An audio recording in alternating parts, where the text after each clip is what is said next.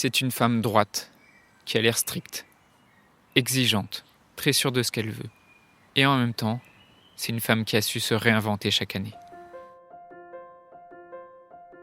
Dans un monde où la question de la mort est souvent taboue, où vivre un deuil signifie encore être jugé, provoquer de la gêne, de l'incompréhension, quand ce n'est pas de la pitié, la grande question est celle-ci.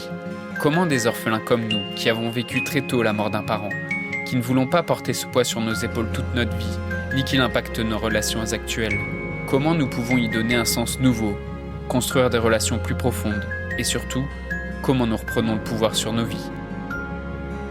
Mon nom est Johan, et bienvenue chez les Orphelins Résilients. Rien ne prédestinait Gabrielle Chanel à devenir une créatrice de mode à la renommée internationale. Gabrielle Chanel est née à Saumur le 19 août 1883. Son père était un marchand et sa mère couturière. Elle est la deuxième d'une fratrie de 5 enfants. Elle a 2 frères et 2 sœurs. Et sa mère, à Gabrielle, meurt épuisée par ses grossesses successives en 1895. Et en 1895, Gabrielle n'a que 12 ans. À ce moment-là, son père la place rapidement avec ses autres sœurs dans l'orphelinat de l'abbaye d'Aubazine, en Corrèze. Ses 2 frères sont confiés à l'assistance publique et elle ne reverra jamais son père. Gabrielle préfère raconter que son père ne l'a pas abandonnée, mais qu'il est parti faire fortune aux États-Unis. Pendant 7 ans, à l'orphelinat, elle apprend la couture. Elle découvre l'architecture austère et géométrique de l'abbaye. C'est là qu'elle aurait pris goût pour les lignes harmonieuses, pour le blanc et le noir et le baroque. Et grandir à l'orphelinat dans une abbaye au début du XXe siècle, c'est pas vraiment une partie de plaisir. L'éducation religieuse est stricte et les conditions de vie sont difficiles. Pourtant, elle grandit, elle perfectionne sa couture et quand elle devient majeure, pour échapper à un mariage forcé, elle se rend à Moulins, chez sa tante, où elle vit ses premières années de jeune adulte. À 25 ans, à Moulins, elle se produit en spectacle devant des officiers, qui la surnomment Coco, parce qu'elle a pour habitude de chanter « Qui a vu Coco dans le Trocadéro ?» Elle est courtisée, elle découvre la haute société, ses codes et ses usages. Elle rencontre alors un homme qui s'appelle Boy Capel. C'est un homme d'affaires anglais de qui elle devient d'abord la maîtresse. Et à 30 ans, en 1913, avec l'aide de Boy Capel, elle ouvre sa première boutique à Deauville. Elle côtoie les milieux mondains, les courses de chevaux.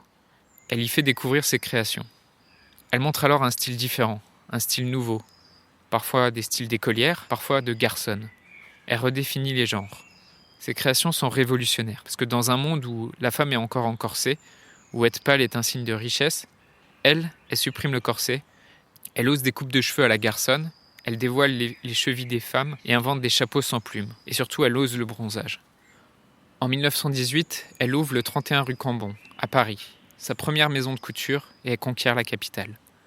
Après Paris et Deauville, elle ouvre un magasin à Biarritz et chemine vers son indépendance financière.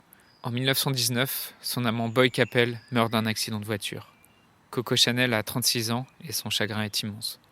Mais elle ne va pas s'arrêter là. Elle se relève de son chagrin. Elle fait grandir petit à petit son empire. Elle habille des artistes, des princes, des reines, des ducs, des acteurs. Parmi lesquels Marilyn Monroe, Romy Schneider, Jeanne Moreau. Même la femme du président américain, Jackie Kennedy, porte un tailleur Chanel rose le jour où son mari est assassiné.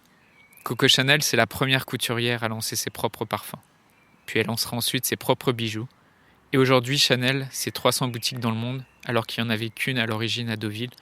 Coco Chanel a créé un empire, créé une culture vestimentaire à la renommée internationale. Elle est morte à 87 ans en 1971 dans sa suite de l'hôtel Ritz, place Vendôme à Paris. Il y a de nombreuses personnalités qui sont venues lui rendre hommage, parmi lesquelles Salvador Dali, Yves Saint Laurent, Marie-Hélène de Rothschild, qui sont venus à son enterrement. Coco Chanel a dessiné elle-même la tombe dans laquelle elle repose aujourd'hui. Gabrielle Chanel, l'orpheline de mère de Saumur, aura marqué le XXe siècle. Et aujourd'hui, l'empire Chanel continue de rayonner partout dans le monde. Je voudrais te remercier d'avoir écouté cet épisode et j'espère sincèrement que ce que je t'ai partagé aujourd'hui t'a aidé. Si ça t'a aidé, alors assure-toi de le partager avec quelqu'un d'autre qui en a besoin.